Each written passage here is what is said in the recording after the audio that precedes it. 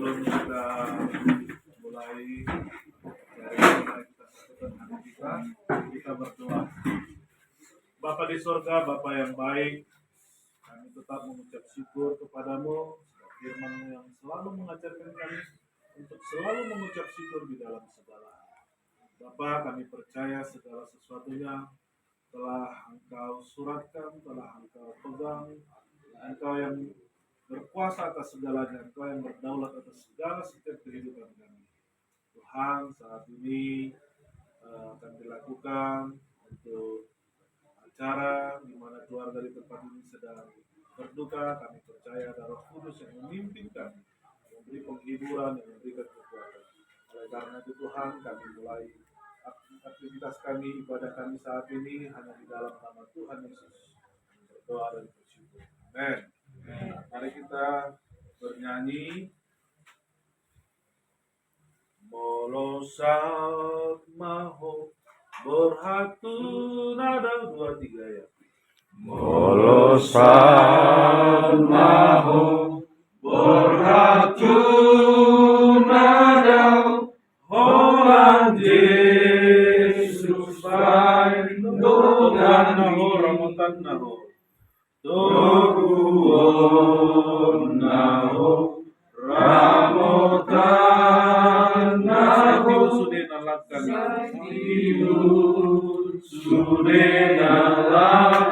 langit porhot sidalananmi Nang langit porhot sidalananmi Nang hasing ngonot roh dampoy gangguho dampoy liluho Damboy gangguho Damboy Walau Yesus liluho manggung dongani ho Walau Yesus mandongani-Mu. Mari kita satukan hati kita datang kembali dalam hadirat Tuhan. Bapa yang baik, Bapa yang mulia, Bapa yang kekal dalam kehidupan kami. Kami mengucap syukur Tuhan apapun keadaan kami, baik buruk keadaan yang kami terima dalam hidup kami. Kami percaya Tuhan, Engkau Allah yang tetap setia di dalam kehidupan kami. Engkau Allah yang tidak pernah meninggalkan kehidupan kami, apapun keadaan kami. Dan di siang hari ini, pada saat kami di tempat ini, kami berduka. Kami percaya Tuhan ada hadirat-Mu nyata di tengah-tengah kami. Berkuasalah Tuhan di dalam kehidupan kami, di dalam hati dan pikiran kami. Tuhan, sebentar kami mau mendengarkan setiap kebenaran firman-Mu. Kami tahu firman Tuhanlah yang memerdekakan kehidupan kami. Firman-Mu lah yang membawa terang di dalam kehidupan kami. Tuhan, nyatakan diri-Mu lewat setiap kebenaran firman Tuhan yang boleh kami dengarkan saat ini. Sehingga setiap kami yang boleh mendengarkan firman Tuhan, kami boleh diberdekakan dari perasaan yang mungkin kami alami saat ini. Kesedihan, kehilangan keluarga yang kami kasihi, teman yang kami kasihi di tempat ini. Tapi kami percaya Tuhan, daripada mula penghiburan yang sejati itu datang.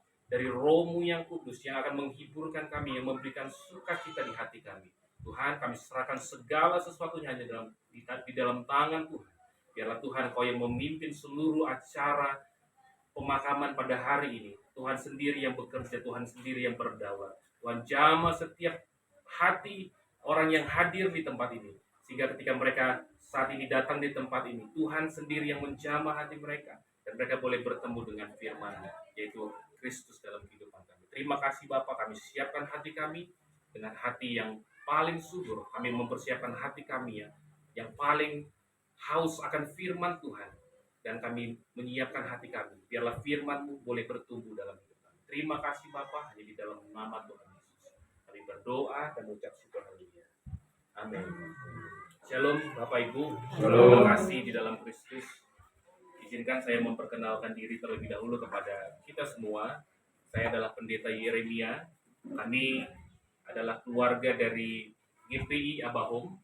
Jadi saya mewakili gereja dan seluruh jemaat mengucapkan turut berduka cita yang sedalam-dalamnya. Kami mengucapkan turut berlangsukawa untuk kepergian dari keluarga kita, abang atau adik atau teman atau sahabat yang kita kasihi, Bapak Barita Simanjuntak di tempat ini. Saya percaya segala sesuatu ada masanya, ada waktunya. Firman Tuhan berkata ada waktunya untuk kita mengalami yang namanya kelahiran, tetapi akan ada waktunya juga untuk kita mengalami yang namanya kematian. Ada waktunya kita tertawa, tapi ada juga momen, ada masanya kita akan mengalami kesedihan seperti hari ini. Kita kehilangan orang yang kita kasihi untuk selama-lamanya. Mungkin kita berpikir, Tuhan, kenapa ini semua terjadi? Ada banyak hal yang menjadi misteri, termasuk kematian itu sendiri. Tapi saudara harus mengetahui, semua tidak pernah luput dari pandangan Tuhan. Tuhan mengetahui setiap apa yang terjadi dalam kehidupan kita. Bahkan firman Tuhan katakan, sehelai rambut pun yang jatuh dari kepala kita, Tuhan mengetahui. Jadi apa yang terjadi dalam kehidupan keluarga kita di tempat ini, saya percaya Tuhan sudah menetapkan segala sesuatunya dalam kehidupan kita. Tetapi bagi kita yang masih hidup, bagi kita yang masih menjalani kehidupan kita ke depannya, kita harus melihat bahwa momen duka ini bukan cuma momen di mana kita bertangis-tangisan. Tapi Salomo katakan, justru di momen kita berduka, di situ adalah tempat terbaik untuk kita menemukan hikmat yang benar dalam kehidupan kita. Dalam kitab Pengkhotbah 7 ayat yang kedua, pergi ke rumah duka lebih baik daripada ke rumah pesta. Karena di rumah dukalah kesudahan setiap manusia, dan hendaklah setiap orang yang hidup, kata Salomo, hendaklah setiap orang yang hidup memperhatikannya. Di saat keluarga kita dipanggil oleh Tuhan, kita yang hidup bukan hanya meratapi kepergiannya, tetapi hendaklah kita memulai kembali upacara pemakaman pada siang hari ini. Saya mengajak kita kembali untuk berdoa di hadapan Tuhan.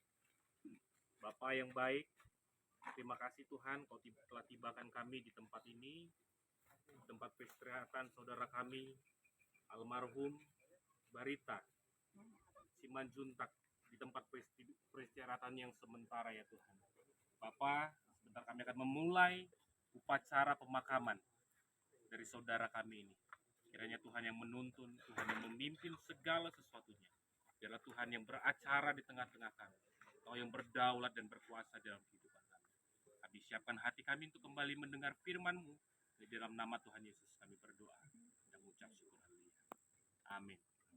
Bapak Ibu yang terkasih di dalam Kristus, kembali saya menyampaikan kepada setiap kita, mengingatkan kepada kita semua yang hadir di tempat ini, untuk kita tetap memiliki iman kepada Kristus.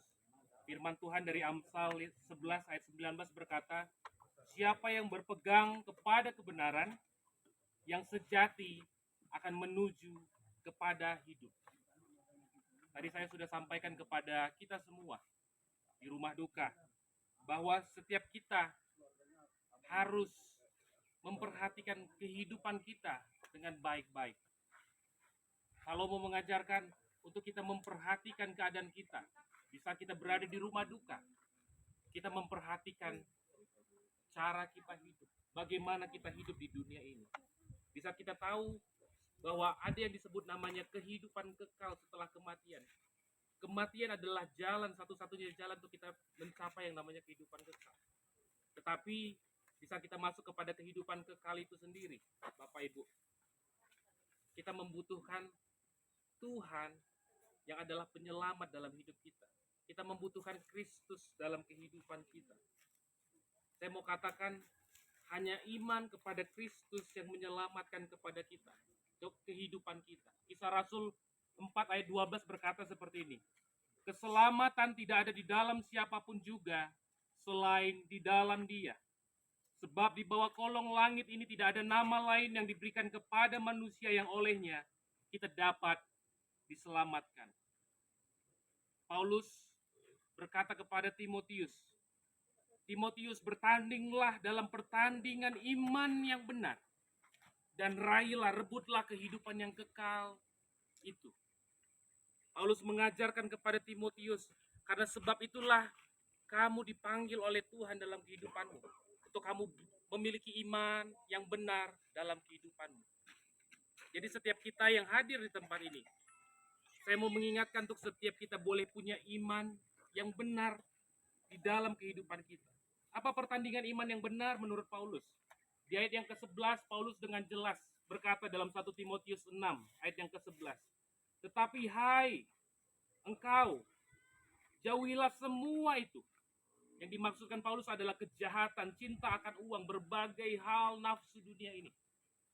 Hal-hal yang selalu menjauhkan kita daripada Tuhan dalam hidup kita. Tetapi Paulus mengingatkan kepada Timotius, hiduplah yang benar, kejarlah keadilan. Hiduplah dengan benar dengan apa? Dengan mengejar kesetiaan dalam kehidupanmu. Hiduplah dengan benar dengan mengejar kasih dalam hidupmu, kesabaran dan kelembutan. Dan yang terakhir, Paulus menegaskan, hiduplah dengan benar dengan kita datang beribadah kepada Tuhan. Kasih karunia Allah menyelamatkan semua manusia, saudara. Tetapi dalam kehidupan kita, kita harus mengejar iman yang benar itu dalam hidup kita. Dan salah satu caranya adalah kita beribadah kepada Tuhan yang benar semasa kehidupan kita. Jadi kembali saya mengingatkan kita, setiap kita yang hadir di tempat ini, tetaplah beribadah kepada Tuhan. Karena kasih karunia yang dianugerahkan dalam kehidupan kita. Firman Tuhan berkata, kasih karunia itu mendidik kita untuk menjauhi segala kefasikan, tetapi juga mengajar kita untuk semakin dekat kepada Tuhan, beribadah kepada Tuhan. Jadi jangan pernah tinggalkan ibadah saudara, jangan pernah tinggalkan doamu. Karena itu adalah salah satu cara untuk kita semakin mengenal Tuhan. Saat kita rindu untuk kita datang, kita mengenal Tuhan Yesus dalam hidup kita. Saudara harus mengejar itu semua dalam apa? Dalam iman yang benar, lewat ibadah yang saudara lakukan dalam kehidupan. Jadi jangan sampai kita berpikir karena kesibukan kita, karena kesenangan kita, kita melupakan yang menjadi esensi dalam kehidupan kita, yaitu ibadah itu sendiri. Saudara tahu, ketika saya menyelidiki Alkitab, Musa ketika dia membawa keluar bangsa Israel, dengan jelas firman Tuhan berkata seperti ini, biarkan mereka keluar dari tanah Mesir. Untuk apa? Untuk mereka, agar bangsa Israel bisa beribadah kepada Tuhan di padang gurun. Selama ini saya berpikir Tuhan membawa bangsa Israel hanya untuk apa? Untuk mereka masuk ke tanah perjanjian. Padahal dengan jelas Tuhan berfirman bahwa mereka keluar daripada tanah Mesir untuk apa? Supaya umatku bisa beribadah kembali kepada-Nya. Karena ibadah adalah cara kita kembali terkonek dengan Tuhan, terhubung kembali. Tetapi kalau kita tidak membangun kehidupan yang beribadah dalam hidup kita, percayalah, kita tidak akan pernah mengenal Allah yang sejati. Jadi pesan saya kepada setiap kita, jadilah orang-orang yang hidup dalam kerinduan untuk kita mencari Tuhan dalam hidup kita. Jadilah pribadi-pribadi yang terus mendekat kepada Tuhan dalam hidup kita. Dan kita menjadi pribadi-pribadi yang mengenal. Sebab ketika kita mengenal Allah, di sanalah kita akan memperoleh kehidupan kekal. Saya ulangi perkataan dari Yohanes 17 ayat ketiga. Inilah hidup yang kekal itu, bahwa mereka yang mengenal Engkau, satu-satunya Allah yang benar, dan mengenal Yesus yang telah Engkau utus. Di saat kita mengenal Allah yang sejati, disitulah keselamatan terjadi di dalam kehidupan kita. Demikian firman Tuhan untuk meneguhkan kita pada saat ini. Saat ini kita akan memasuki prosesi pemakaman. Saya minta kita boleh bernyanyi satu lagu, Di Seberang Sana Air Mata Hilanglah. Di seberang sana